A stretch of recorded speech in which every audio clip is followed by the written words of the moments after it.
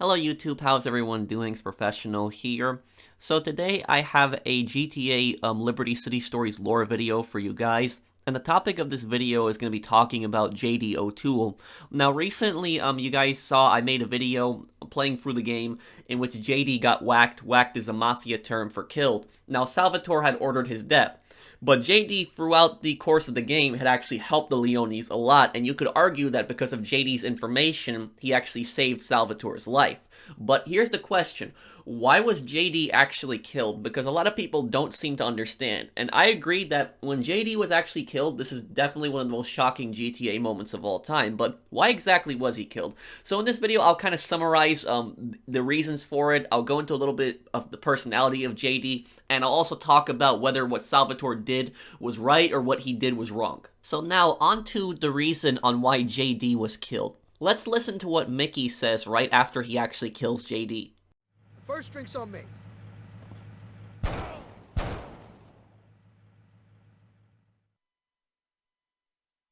Hey, the guy was a fucking rat. He screwed over his own boss. Disgraziato. Salvatore could never have trusted that motherfucker. Dump the fucking car in the river. You could drop me off on the way. So you guys heard it right there. Mickey says that Salvatore could have never trusted JD because he turned on his boss.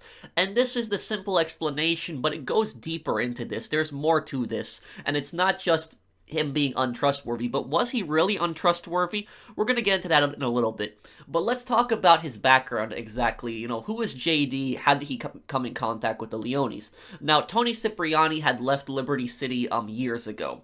And when he left Liberty City, what Tony did was Tony was an associate of the Leone family at the time. He had killed a made man in either the Sindaco family or in the Forelli family. Now, a made man is a full member of the mafia. When you kill a made man, the mafia is going to come after you. They're going to keep coming after you. They're not going to stop. And Tony had to go into exile. He did this on orders of Salvatore. So he comes back years later. And at that time when Tony was still in Liberty City, he knew JD from years ago. Now JD was offered a chance to work with the Leones because in the mission Snuff, this is the first mission that you're actually introduced to JD. Vincenzo actually tells Tony that he wants to be a Leone now. And Tony basically says, screw him, he made his choice. So he had an opportunity to work with the Leones, but he chose not to. Hey, remember JD O Toole? Difficult to forget. Yeah, he's currently running a Sindaco-controlled titty bar. I mean, gentleman's club. The interesting thing is, he wants to be a Leone now. Fuck him, he made his choice. Hello, brain cell. Geez, Tony, Sal said you was dumb muscle, but I didn't think anyone was that dumb. We can use JD to get the drop on Sindaco's plans. He's gonna be up on the inside. There's just one thing. He's being sat on by some Sindaco ape. I want you to remove this little obstacle and get JD on our side. Capiche? He chose to work with the Sindacos, and I think the reason that he chose to work with the Sindacos is because the Sindacos gave him control of Pauly's revenue bar. So this was a bar that was owned by Don Pauly Sindaco. He's the boss of the Sindaco family. He made JD the manager. And if JD is the manager of this club, and he's been in this club for several years, he's probably done pretty well for himself, and he probably makes the Sindaco family a lot of money, which is why they keep him around. But why does JD all of a sudden just want to join the Leone family? The reason is this right here, this family structure, and I made this chart right here. I'm sorry if it's a little bit crooked. I'm just not the best at, making charts, but I just tried my best with this, and this is based on the original, Italian mafia ranking system. I'll also link the Wikipedia page that, explains the ranking system better, but this was my attempt at trying to make a similar graph at this. But anyways, I took all the mafia ranks and I put in the characters' pictures in the game to basically give you guys an understanding of where exactly each character is, what position they have in the mafia, because there is a very strict hierarchy in the mafia, so they have their own ranking system. And I want to be clear, I'm not defending these guys in any way, I'm not glorifying these guys. These guys are criminals, they're murderers, they're bad people, but I'm just explaining the mafia structure, how their hierarchy works exactly right here, just so you guys get an idea of why JD was killed and why he also wanted to join the Leones. So right at the very bottom of the mafia ranking system, you got the associates. Now, associates are not full members of the mafia. You know, that's why they're called associates. They associate themselves with the mafia. They take jobs for the mafia, but they are not full members. A perfect example of an associate is that drug dealer early on in the game. I think it's in Mission 2. He's a drug dealer that works for the Leones, and he sells drugs for them. So he's not a member of the Leone family, but he's an associate of theirs. And now you have other associates. For instance, you got JD. He's an associate of the Sindaco family. And then you have Tony Cipriani, the main character. He's an associate of the Leone family. Now, later on in the game, Tony becomes promoted to a soldier. We'll talk about that a little bit later.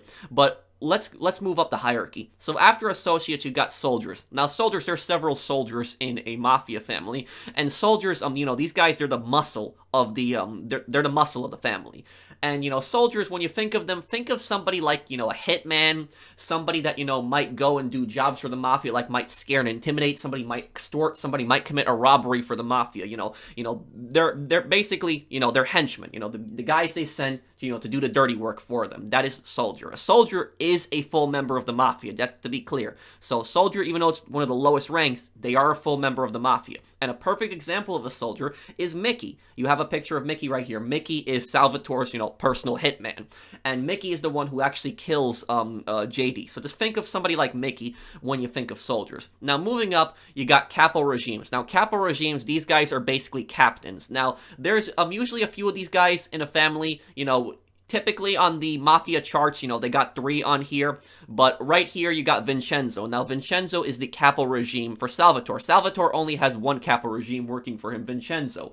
Vincenzo, he sends Tony on different jobs, tells him what to do. What a capo regime basically does is they try to make the family money. So they try to get the family money and influence. They obviously take orders from the boss. They might have, you know, their own side, you know, illegal business on the side, but they have to give a cut to the boss. They have to give a cut to the boss. Soldiers, if they're running something illegal too, they also have to give a cut to the boss. Not giving a cut to the boss when you're, you know, running your own illegal business, that's almost always a death sentence. So that's basically what a capo regime does. And capo regimes, they also have their own crew. So they have their own crew, so they might have a few soldiers assigned to them. So in this case, you know, you had Tony assigned to Vincenzo, but Tony, in that case, was still an associate.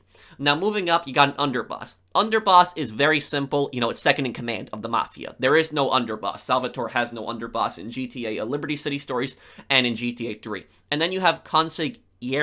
I'm sorry if I pronounced that wrong. I know I messed that up a lot of times, but consigliere is basically an advisor to the Don. So it's somebody that gives the Don advice, tells the Don you should do this or that. It's a very powerful position in the mafia, but the underboss technically outranks the consigliere. And what's kind of strange is that sometimes in video games, you know, you will have the consigliere be both the underboss and the consigliere. A perfect example of this is in Mafia 2, you have Leo Galante, and he is the consigliere for the Vinci crime family, and he's also technically their underboss, so you can have that happen. Another perfect example is you have Frank. Frank is the consigliere for Don Salieri in Mafia 1 and in the Mafia remake. And then lastly, we have the boss, which is an obvious position. You have Salvatore up there. The boss, leader of the family, whatever they say goes. So everyone has to listen to the boss no matter what. Now, here's the thing about it. Why was JD an associate of the Sindaco family for so long? So, you know, it's been years since Tony left Liberty City, and JD has been running that club for them, making them a lot of money. He's done pretty well for himself and helped the Sindaco family a lot. You would think that somebody that makes the family a lot of money for several years, you'd think they'd at least get promoted to soldier. But why was JD never promoted? This is the reason that he wants to go over to the Leones, because he was never promoted. He was never upped in the hierarchy. He stayed an associate his entire time, and he felt disrespected. But why? Why was he not promoted? The answer is actually simple. It's because he's not fully Italian. If you look at his name, what is it? JD O Toole. His name, he's Irish. You know, he is also part Italian, but he's Irish as well. So he's an Irish-Italian-American. That is the reason that he's not promoted in the mafia hierarchy. Because in order to become a made man, when you become a made man, that means you become a full member of the mafia. You have to be 100% Italian. And the thing about this is there's some, you know, mafia families that, you know, they strictly want them to be of Sicilian descent. So even if somebody's 100% Italian, it doesn't necessarily mean that they're going to be in the mafia if they can't prove their Sicilian descent. Now, there's some families that, you know, that part doesn't matter. It's just all about being Italian. But generally, you gotta be 100% Italian to get into the mafia. That's why it was suspicious in GTA 3 when Salvatore told Claude, you will be a made man, when Claude wasn't Italian. And for Tony Cipriani, Tony is 100% Italian. He's also of Sicilian descent, so he can move up no problem in the mafia hierarchy. JD, because of his Irish background, he cannot move up in the hierarchy. So even though he made the sindacos a lot of money, he did a good job for them. That's why they kept him around, because he runs this club, he makes them a lot of money, he also has prostitutes on the street that work for him, and he obviously gives a cut of that to the boss, to Paulie Sindaco. So the boss makes a lot of money from him. That's why they keep him around. And he says, the sindacos have, kept me down for years. Well, if they kept you down for years, they wouldn't have allowed you to be manager of this club and, run all these businesses for them. They trusted him with that. He made them a lot of money, but they could not promote him simply because of that. And Salvatore wasn't going to promote him either because of that. Now, I know what some people are thinking. What's the big deal? Why does it matter if somebody is 100% Italian or not? Why can't they move up in the mafia hierarchy?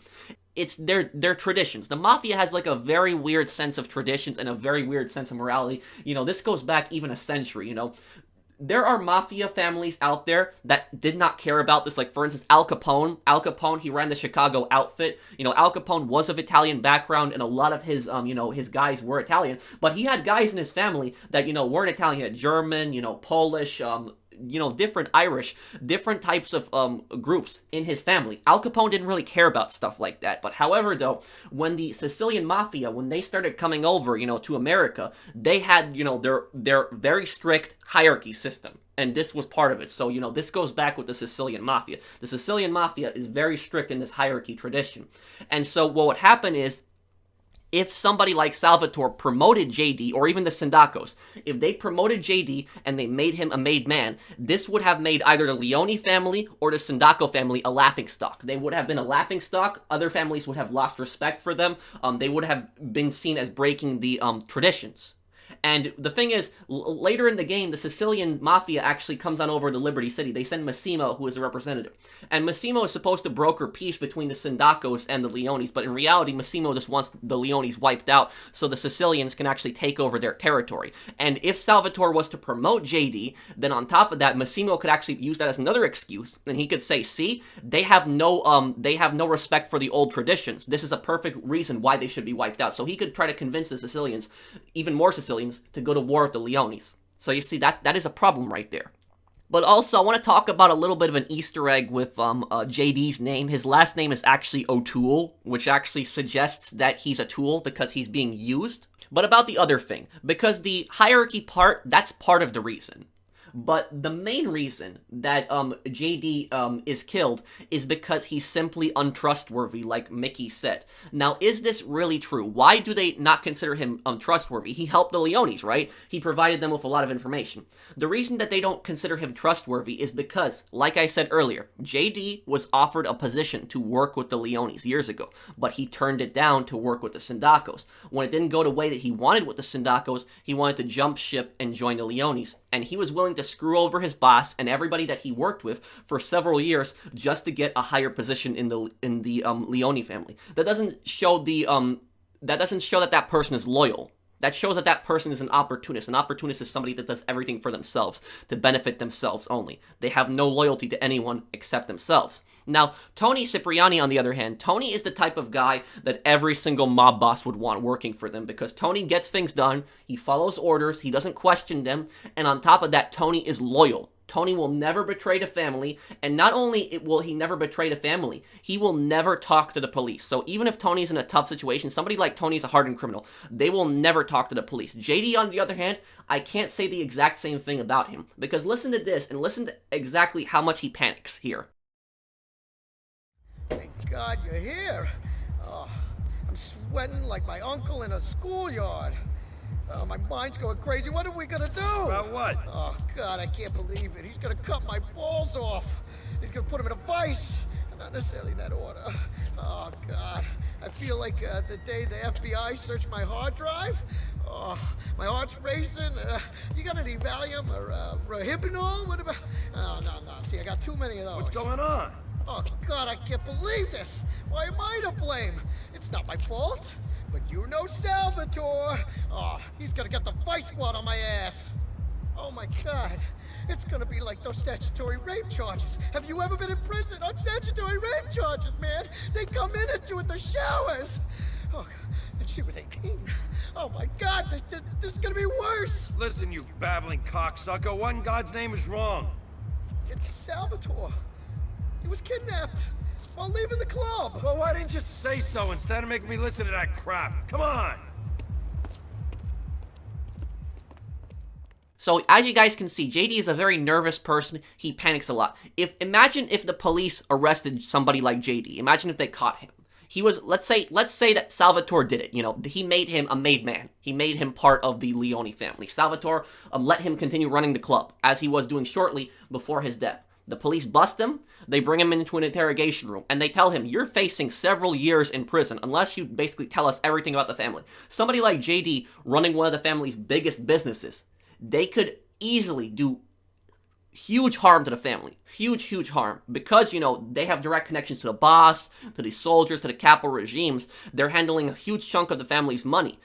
Somebody like him, if he talks to the police, they could do serious damage. And that is a risk that Salvatore simply did not want to take. Yes, Salvatore is a very paranoid person, but that is a risk that Salvatore simply did not want to take. Because somebody like that could do serious harm. And I think if he was in an interrogation room, I personally think that he would talk. I don't think that he would show his loyalty to the Leone family. Now, when he says, you know, this is great, you know, the sindacos kept me down for years, but, you know, Salvatore doesn't care about a thing like that, you know, God bless his soul. The reason that he's simply saying that is because he wants to suck up to Salvatore, because he knows, you know, Tony's in the car, Mickey's in the car. I don't think that JD ever saw it coming, that Salvatore was going to kill him. He wants Mickey and Tony to tell Salvatore, oh, JD says nothing but good things about you, because, you know, he wants a higher position. And he even calls Tony earlier in the game when Tony completes Maria's missions, and he says this to him. This is great. I slaved for the sindacos for years. Nothing. Those bastards kept me down just because of a little Irish blood in my veins. But Salvatore, God bless him, he don't let a little thing like that get in the way. Who's this? Hey, Tony, it's JD. I hear it all over. You're headed for big things. I just hope you don't go forgetting your old pal JD when you get to the top, right? Hey, drop by sometime, okay, buddy? So he tells Tony right there that, you know, I hear that you're moving up in the world. He says that to Tony because he knows Tony's getting a higher position, and he wants him to think of JD. So, you know, he's just saying those things specifically for himself. You know, Ray Bacino does a very similar thing in GTA 4 when Ray Bacino, you know, Nico's doing well in the Pegorino family. You know, Nico's not necessarily a made man, but he's gaining favor with Pegorino. And, you know, Ray basically tells him, remember who set you up? It was me, Ray. So, you know, there's other characters that have also done a similar thing. And to bring it back to the Pegorino family, in GTA 4, you had, you know, Phil Bell. Phil Bell, he was, you know, a capo for the Pegorino family, but Phil was mostly Irish. Yes, he was a little bit Italian, but he was mostly Irish. And even though Phil was a great earner, he knew what he was doing. He made the family a lot of money. The thing about it is that Phil, he's not fully Italian, like I said, and the mafia, you know, they consider that extremely disrespectful to bring somebody in who is not fully 100% Italian. And that's why the Pegorinos were never taken seriously. They said the 5 families, but the Pegorinos were never that 6th family. And this is one of their reasons. They just never took them seriously. You know, they laughed at them. And I know what some people are going to say. They're going to say to me, you know, but what about in The Godfather Professional? What about Tom Hagen? Tom Hagen was Don Corleone's consigliere, and he wasn't Italian. That's true. Tom Hagen was not even 1% Italian. Tom Hagen was Irish-German. So why was he allowed to be such a high position in the mafia in The Godfather? Why was he Don Corleone's consigliere? This is a very high position. Why? It's very different. There's a big difference between somebody like Tom Hagen and somebody like JD. The reason is because JD is just simply somebody that you meet. He's an associate. Tom Hagen, on the other hand, is Don Corleone's adoptive son. So Tom Hagen, even though he's not of Italian background, Don Corleone adopted him when he was very young. When Tom Hagen, when he was a kid, he befriended Sonny Corleone on the streets and brought him home, and Don Corleone adopted him. So Tom Hagen was a homeless kid that Don Corleone adopted and raised him as his own son. So Don Corleone considers him his son also. So that's very important. You know, the mafia, you know, they might get a little bit pissed off at that too, but to some extent, the other families understand that because he raised him as his own son. That's why Tom Hagen was allowed a very high position. It's very different than JD because I don't like it when people compare that. Tom Hagen was raised as Don Corleone's son. JD, no. JD is just an associate. He's somebody from another family that just wants to randomly jump ship. Now, going back to the ranking system right here. So, later on in the game, the next part that I'll be uploading, Tony does become a made man. So, he becomes a soldier in the family. So, he moves up in the hierarchy, and Tony actually kills Vincenzo. So, you guys saw it when I did the Portland Chainsaw Masquerade mission. Tony killed Vincenzo. Now, normally when somebody kills a made man, this is the death sentence. Whether it's a soldier or a capo, even a soldier to lowest rank, this is a death sentence. When you kill a made man, the mafia is not going to stop coming after you. That's why Tony had to leave Liberty City several years ago. But why is it that when Tony kills Vincenzo, Salvatore is perfectly fine with that? Why does the mafia not come after him? It's because Salvatore was okay with it. Salvatore understood that Vincenzo was giving Tony a hard time, and he understood that Vincenzo screwed Tony over. So Salvatore, favored Tony over Vincenzo, so he allowed Tony to kill Vincenzo. It's as simple as that. The only people that can really order a made man's death is the boss. The boss is the only one who can order a made man's death. And Tony becomes capo regime at the end of Liberty City Stories. But there's something really strange about the Leone family, and what's really strange about them is the highest position in the Leone family is a capo regime. There is no underboss. There is no consigliere in the Leone family, and I think that they seriously need a consigliere because Salvatore is just so paranoid, does not really take advice from anyone, and I think the reason they don't have an underboss and a consigliere is simple, because Salvatore doesn't trust anyone. He's so paranoid. That's why he never lets anyone get that close to become underboss or consigliere. Yes, I think he does trust Tony, but he's not willing to let anyone become underboss or consigliere because he has such insane paranoia. But now, wrapping this video up, going back to JD, would JD have actually, would he have betrayed the family? Would he have betrayed the Leones? The whole argument is that Salvatore had him killed because he betrayed his family just to get a higher position with them. If Salvatore took him in the family, like I said, he would be a laughingstock. The Sicilians could justify more war on him. And on top of that, he took a traitor into the family. Yes, the sindacos are his enemies. That's understood. But he took a traitor, somebody that sold their own family out, into his family. That would cause him to lose a lot of respect on the streets. And I think Salvatore weighed the pros and the cons. I don't think he ever planned to make him a made man. That was 100%. He was never going to become a made man. But I don't think that Salvatore had planned for him to be killed all along. I think that Salvatore decided this probably at the last minute.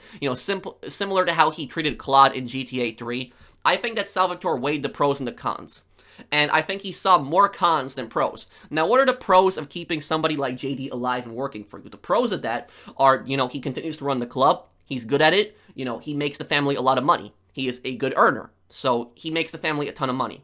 That is, the only real pro of it. Now, the cons are he's really nervous. He's an opportunist. He can betray the family to another family if they offer him a better position.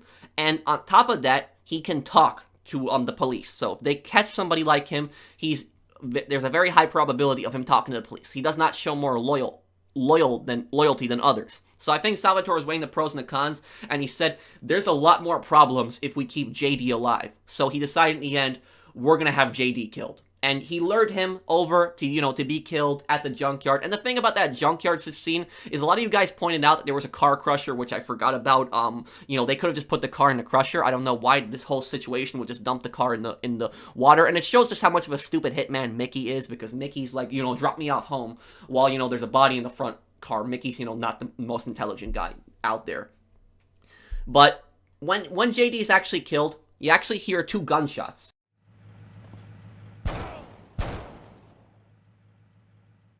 And that's actually important because that's actually a signature Mafia kill. So Rockstar did do their research when they were making Liberty City Stories, because the Mafia, a signature kill is 2 shots to the back of the head. That's a typical kill that the Mafia does. Very typical. A lot of people, when they think of Mafia kills, they think of strangulation or they think of a car bomb. The Mafia doesn't really do car bombs.